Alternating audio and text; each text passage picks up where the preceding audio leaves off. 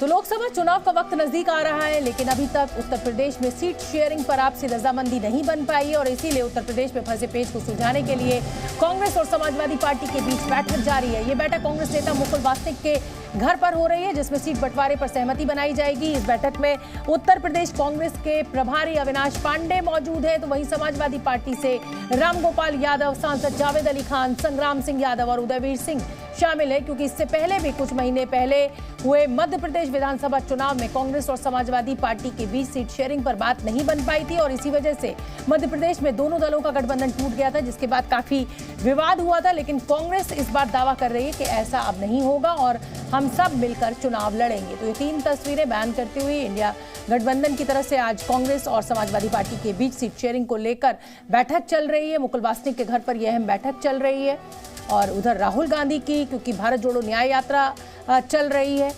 तो ये तीन तस्वीरें बताती हुई कि अब क्योंकि लोकसभा चुनाव में वक्त नहीं बचा है, इसीलिए एक्शन में नजर आ रहा है इंडिया गठबंधन।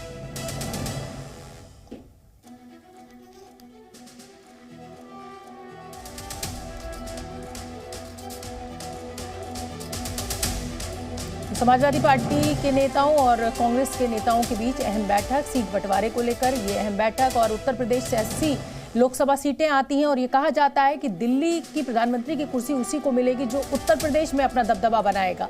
और पिछले लोकसभा चुनाव में यहाँ पर बीजेपी ने अपना दबदबा कायम किया था और इस बार भी बीजेपी की वही कोशिश होगी कि और सुधार किया जा सके। लेकिन इंडिया गठबंधन की तरफ से कांग्रेस और समाजवादी पार्टी की बैठक इस समय जारी है। समाजवादी पार्टी के नेता अखिलेश यादव लोकसभा की तैयारियों में जुटे हुए हैं और चुनाव से पहले पार्टी का जनाधार बढ़ाने के लिए अखिलेश यादव ने आज से पीडीए यात्रा यानी पिछड़ा दलित यात्रा की शुरुआत की है।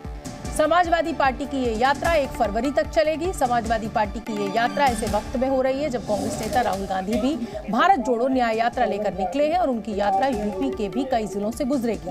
अखिलेश यादव ने यूपी विधानसभा के चुनावों में जिस तरह से यात्रा निकाली थी, उसी तर्ज पर एक बार फिर लोकसभा चुनाव में रथ यात्रा निकाल रहे हैं। पीडीए यात्रा के लिए संविधान बचाओ देश बचाओ का नारा दिया गया है। विधायक शायद मंजूर, रफीक अंसारी जी, अब्दुल प्रधान लोकतंत्र की परंपराओं की धज्जियां उड़ा रही है। सरकार स्पीकर नहीं चला रहे हैं सदन, उसमें भी मुख्यमंत्री जी चला रहे हैं सरकार और सदन। इसीलिए हमें उम्मीद है कि इस यात्रा के माध्यम से लोकतंत्र की रक्षा का संदेश गांव-गांव जाएगा। जब लोकसभा में इतने सांसद निकाल दिए गए हों, कई सौ सवालों का जवाब न दिया गया हो, तो इस सरकार से क्या उम्मीद करोगे। इसलिए 2024 ये साल नया जरूर है, लेकिन इस नए साल में आवाज परिवर्तन की होगी, बदलाव की होगी और ऐसे लोग जो बाबा साहब भीमराव अम्बेडकर जी का, डॉक्टर राम मनोहर लोहिया के रास्ते को रोक रहे हैं, उनको रास्ते से हटाने का काम हम सब मिलकर के करेंगे। इसीलिए पीडीए एनडीए को हराएगा। जी न्यूज संवाददाता ब्रह्मप्रकाश दुबे मेरे साथ लाइव जुड़ रहे हैं इसी बड़ी खबर पर। ब्रह्मप्रकाश, पिछड़ा वोट बैंक तो समाजवादी पार्टी ये मान के चलती थी कि उसका पारंपरिक वोट है, हालांकि लोकसभा चुनाव हो चाहे विधानसभा चुनाव हो, बीजेपी ने उसमें अच्छी खासी सेंधमारी कर दी है। लेकिन अब पिछड़ा और दलित के नाम पर अगर साइकिल यात्रा निकाली जा रही है तो क्या माना जाए, क्या तस्वीर कुछ बदलने की तैयारी कर रखी है समाजवादी पार्टी के सुप्रीमो अखिलेश यादव ने? क्या तस्वीर बदलेगी?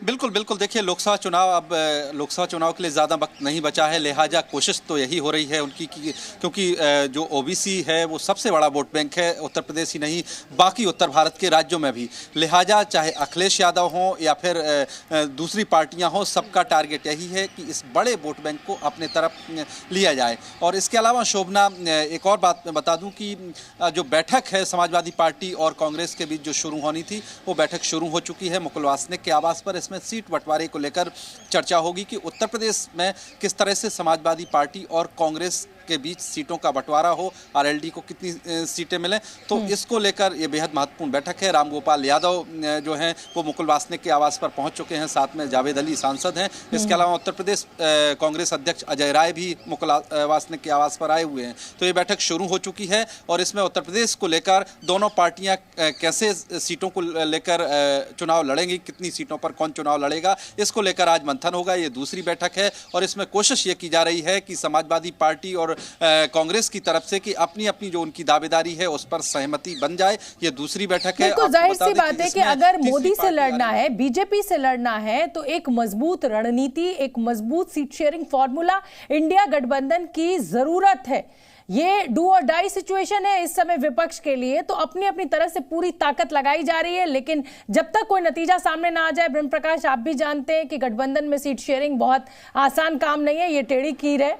तो लेकिन चलिए इंतजार रहेगा। फिलहाल के लिए बहुत बहुत धन्यवाद आपका ब्रह्म प्रकाश। नजर बना के रखिए, जैसे ये बैठक खत्म होती है और कुछ अपडेट बाहर आता है हम अपने दर्शकों को फौरन बताएंगे।